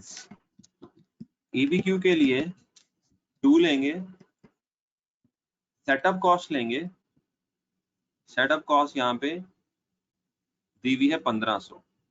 The cost of setting up a production batch is 1500। तो सेटअप कॉस्ट लेंगे, डिमांड लेंगे 40,000, CH लेंगे, cost of holding inventory 25, 1 minus D by R लेंगे। डी क्या डिमांड, आर क्या रेट ऑफ प्रोडक्शन।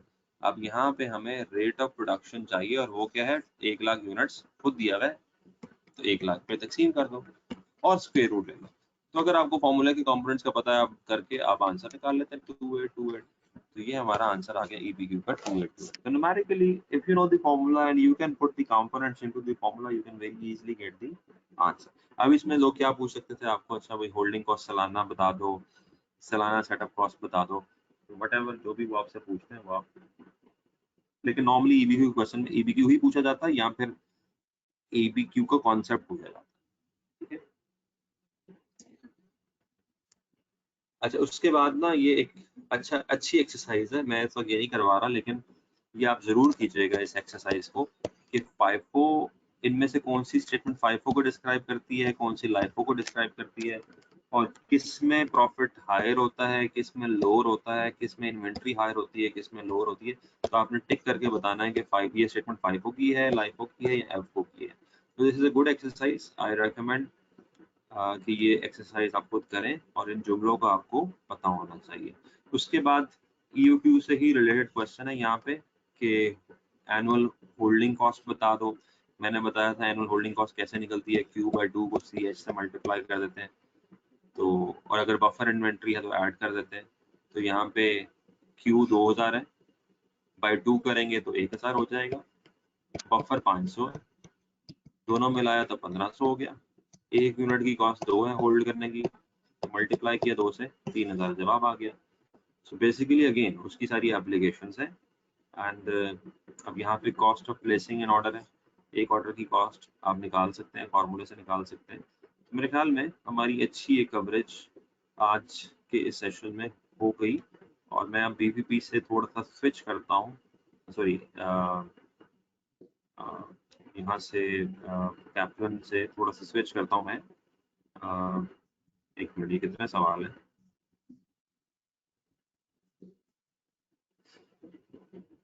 मेरे ख्याल में मैं फिर इसी को खत्म कर लूँ rather than switching to BPP। हम इसी को कंप्लीट कर लेते हैं, 108 तक है। चलिए हम थोड़ा सा मैं रिवर्स ऑर्डर में चलता हूँ। इन द नेक्स्ट 12-13 मिनट्स कोशिश करते हैं कि ये एक रिसोर्स को खत्म कर लें। Which of the following documents should be checked before a purchase invoice is paid? जब आप परचेज इनवाइस पे कर रहे हो तो उस वक्त आपको कौन से 2 डॉक्यूमेंट्स चेक करने चाहिए?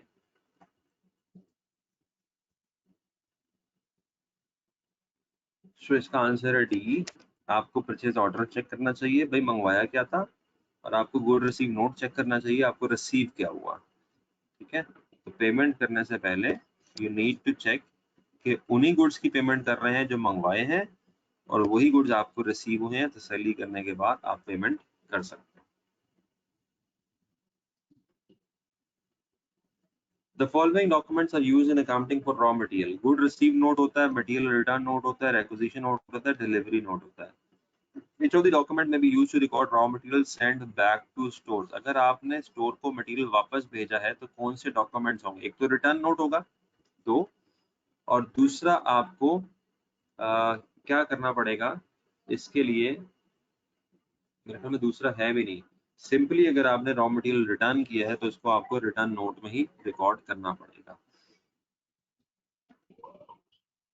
Which of the following is least relevant to simple EOQ model? EOQ model में क्या रेलेवेंट नहीं है?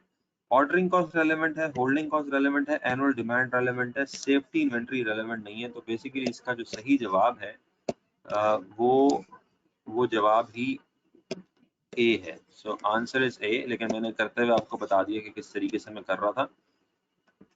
So answer is a. Which of the following is least? EOQ में क्या होता है, 2 into ordering cost into annual demand divided by holding cost. तो ये सारी चीजें फॉर्मूले में आ जाती हैं, जो नहीं आती वो सेफ्टी में। 105, the following relates to the management of raw material. Holding cost per unit of inventory would increase.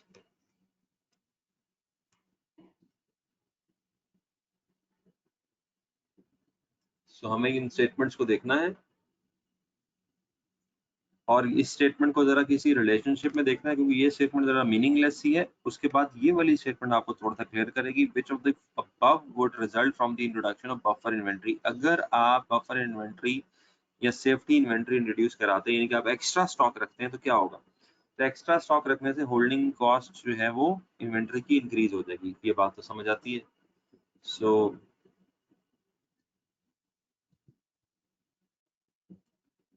अच्छा, एक मिनट, इसको थोड़ा सा हम जरा दोबारा देख लेते हैं। Holding cost per unit of inventory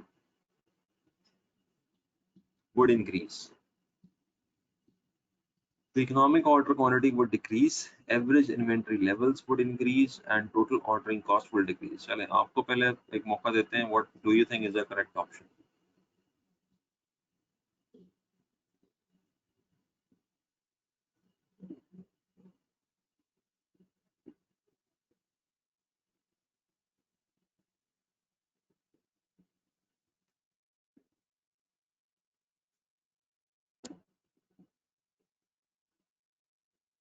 इसमें the one point which confuses, holding cost बढ़ेगी लेकिन per unit holding cost same रहेगी। ठीक है, तो ये थोड़ा सा यहाँ पे डॉच कर रहा है। होल्डिंग कॉस्ट बढ़ती है, अगर आप एक्स्ट्रा स्टॉक रखेंगे तो आपको होल्डिंग कॉस्ट बढ़ेगी, लेकिन पर यूनिट होल्डिंग कॉस्ट जो है वो इंक्रीज नहीं होगी, दैट विल रिमेन सेम। तो इसके अंदर जो ओनली पॉइंट है वो पॉइंट नंबर 3 है, and that is the only thing which will happen as a result of introducing buffer inventory. Average stock level जो है वो इंक्रीज कर जाएंगे, क्योंकि average stock level, average inventory level में एवरेज रिक्वायरमेंट आती है, एवरेज लीड टाइम आता है, और प्लस करते हैं सेफ्टी स्टॉक को। यानी कि अगर मैं एवरेज इन्वेंट्री लेवल का फॉर्मूला देखूं, एवरेज इन्वेंट्री लेवल बुक में से देख लीजिएगा, तो उसके लिए हम एवरेज रिक्वायरमेंट लेते हैं और एवरेज लीड टाइम लेते हैं, इन दोनों को मल्टीप्लाई करते हैं, और अगर कोई बफर इन्वेंट्री है या सेफ्टी इन्वेंट्री है तो उसको ऐड कर देते हैं। तो सेफ्टी इन्वेंट्री के बढ़ने से एवरेज इन्वेंट्री बढ़ेगी। ठीक है, तो ये लेवल्स की अंडरस्टैंडिंग से रिलेटेड क्वेश्चन है। Which two documents are matched with good receive note? ये हमने काफी इस तरह के क्वेश्चन पहले भी किए हैं। क्या उससे मैच करना है, क्या उससे मैच करना है, सीक्वेंस क्या होता है। सो बेसिकली ये काफी हद तक हमने क्वेश्चंस किए हैं।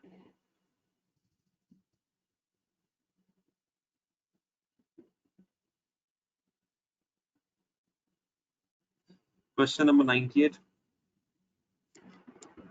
A company makes a component for one of its product in house. अब देखें, एक कंपनी जो है वो कंपोनेंट बनाती है इन हाउस। अब ये EBQ को रेफर कर रहा है कि इंटरनल मैन्युफैक्चरिंग हो रही है, हम ऑर्डर करके इन्वेंट्री नहीं कर रहे, बल्कि बना के इन्वेंट्री में लेके जा रहे हैं। It uses an average of 5,000 of these units throughout the year. 5,000 of these units throughout the year. The production rate is 500 per week. तो रेट हमारे पास 500 पर वीक है।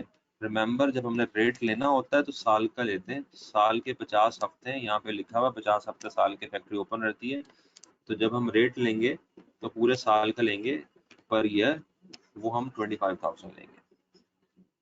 Cost of holding 1 unit is 1.5। Economic batch quantity जो है वो कहता है 3000 है। प्रोडक्शन सेटअप कॉस्ट बता दो। तो अब यहाँ पे इसको हमने ना कुछ इस तरीके से करना है कि EBQ दी हुई है। EBQ का फॉर्मूला होता है 2 multiply by setup cost, cost per setup, multiply by सालाना डिमांड, डिवाइडेड बाय CH, और 1 minus D over R square. तो कुछ इस तरीके से हम इसको सॉल्व करते हैं।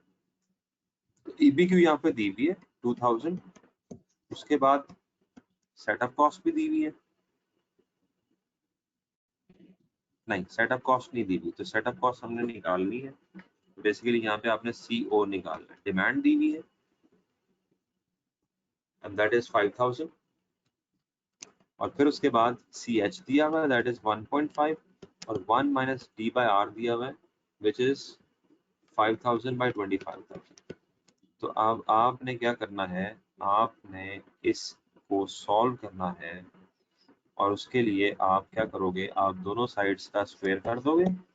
जब इन दोनों साइड्स का स्क्वायर करोगे तो उसका स्क्वायर रूट उड़ जाएगा और मैथमेटिकली जब इसको सॉल्व करोगे तो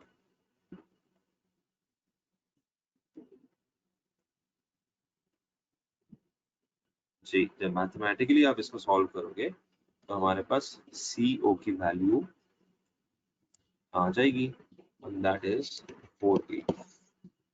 आंसर इज 480। किसी को क्वेश्चन है तो पूछ ले, कहीं एम्बिग्यूटी हो रही है, कंफ्यूजन हो रही है, किसी कॉन्सेप्ट पूछना है पूछ ले।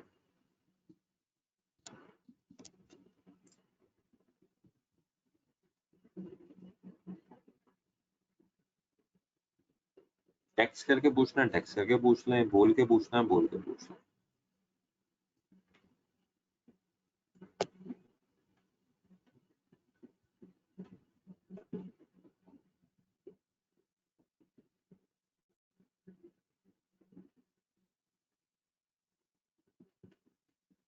बेसिकली अगर मैं अब आपको चैप्टर पे भी ले जाऊं तो जो बाकी चीजें रह गई थी, अब थोड़ा सा हम इसको वाइंड अप कर लेते हैं कॉन्सेप्चुअली। तो चैप्टर में EBQ का कॉन्सेप्ट रह गया था, वो मैंने आपको एक्सप्लेन कर दिया। उसके बाद चैप्टर में मिनिमम और मैक्सिमम इन्वेंट्री लेवल्स का कॉन्सेप्ट आ रहा था। वो आपकी जो फॉर्मूलाज है, मिनिमम लेवल का ये फॉर्मूला है और मैक्सिमम लेवल का ये फॉर्मूला है। ये फॉर्मूलाज आपको याद करने पड़ेंगे और फिर उसके बाद सिंपली आपने इनको अप्लाई करना है। दोनों साइडों का स्क्वायर रूट नहीं लिया हमने, दोनों साइडों का स्क्वायर लिया है। वो मैं आपको बता देता हूँ कि क्यों लिया। मैं अब चले, वो तो नहीं है मेरे सामने, लेकिन मैं आपको यूं लिख देता हूँ कि लेट से एक साइड 2000 है और एक साइड पे स्क्वायर रूट लगा हुआ है, ठीक है। तो लेट से ये कोई भी वैल्यू है।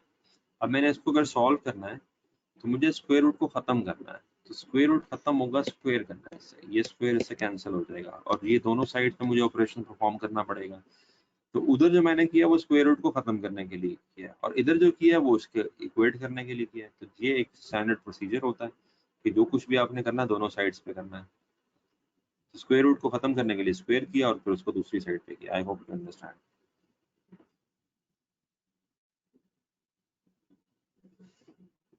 उसके बाद जो फाइनल पॉइंट था इस चैप्टर में वो था स्टॉक की वैल्यूएशन। स्टॉक की वैल्यूएशन के हवाले से परपेचुअल इन्वेंट्री का कॉन्सेप्ट था, मैंने आपको एक्सप्लेन किया कि परपेचुअल इन्वेंट्री में आप हर परचेज और हर इशू के वक्त इन्वेंट्री को ऑपरेट करते हो कॉन्टिन्यूसली। फिर उसके बाद 3 मेथड्स है, ये एक्सप्लेन किए, FIFO, LIFO, FCO। तीनों मेथड्स में इन्वेंट्री की वैल्यू किस में हायर होती है, किस में लोअर होती है, क्लोजिंग इन्वेंट्री का और प्रॉफिट का क्या रिलेशनशिप होता है, इन्फ्लेशन में किसकी हायर होती है किसकी लोअर होती है, डिफ्लेशन में किस मेथड से हायर आता है किस मेथड से लोअर आता है। So this is something we gone through the questions. और कम्युलेटिव एवरेज या वेटेड एवरेज में आपने एवरेज निकाल लेनी है। इसके कुछ एडवांटेजेस डिसएडवांटेजेस भी यहाँ पे लिखे हुए हैं, कुछ जस्ट अंडरस्टैंडिंग क्वेश्चंस हैं। So basically this was the chapter. और आखिरी चीज जो फिर हमने क्वेश्चंस के थ्रू कवर की वो मटेरियल का इन्वेंट्री अकाउंट है। और उस मटेरियल के इन्वेंट्री अकाउंट में मैंने आपको बताया था कि इसको आप ऐसे ले जैसे कि एसेट अकाउंट होता है। तो एसेट में इंक्रीजेस डेबिट होते हैं, डिक्रीजेस क्रेडिट होते हैं। तो ये आप सबसे पहले प्लेस करना सीखेंगे कौन सी चीज कहाँ पे आएगी। तो ओपनिंग बैलेंस डेबिट है, परचेजेस डेबिट है, रिटर्न टू स्टोर डेबिट है, इशू टू प्रोडक्शन क्रेडिट है, रिटर्न टू सप्लायर क्रेडिट है, production overhead indirect material credit है, और उसके बाद क्लोजिंग बैलेंस और स्टेटमेंट ऑफ प्रॉफिट और लॉस। तो आपको कुछ भी वो पूछ सकता है इस अकाउंट में, ओपनिंग क्लोजिंग बैलेंस देके परचेजेस पूछ सकता है, परचेजेस देके क्लोजिंग बैलेंस पूछ सकता है। तो आपको सिर्फ अकाउंट बनाना आना चाहिए और चीज़ों को राइट साइड पे प्लेस करना आना चाहिए और एंट्रीज का आइडिया होना चाहिए, क्या डेबिट होगा क्या क्रेडिट होगा। So basically we are done with the chapter. हमने इस चैप्टर में, अब दोबारा सुन लें, तमाम डॉक्यूमेंटेशन पढ़ी, उसके बाद कॉस्ट ऑफ इन्वेंट्री पढ़ी, होल्डिंग कॉस्ट, ऑर्डरिंग कॉस्ट, और हमने EOQ और EBQ का कॉन्सेप्ट पढ़ा। हमने मुख्तलिफ जो स्टॉक के लेवल्स हैं, reorder level, maximum level, minimum level, वो पढ़ा, और उसके बाद आखिरी 2 इशूज जो हैं वो वैल्यूएशन ऑफ इन्वेंट्री के और इन्वेंट्री के अकाउंट के। We gone through all that. So अब मैं आपसे ये रिक्वेस्ट करूंगा कि on your own spend good time reading this chapter again. Kaplan, we have gone through all the MCQs in live session. BPB में भी बहुत अच्छे questions हैं. Some of the question we already did in the last session. कुछ questions मैं आज कराना चाह रहा था, but time already जो है वो over हो चुका है. तो आप BPB के question खुद attempt करें, और अगर questions को करते हुए कुछ आपको एम्बिगुइटी हो रही हो तो WhatsApp मुझे कर दें, मैं कोशिश करूंगा जवाब देने की, नहीं तो कल की क्लास में भी डिस्कस किए जा सकते हैं, apart from going forward and doing accounting for labour. ठीक है, एनी फाइनल क्वेश्चंस?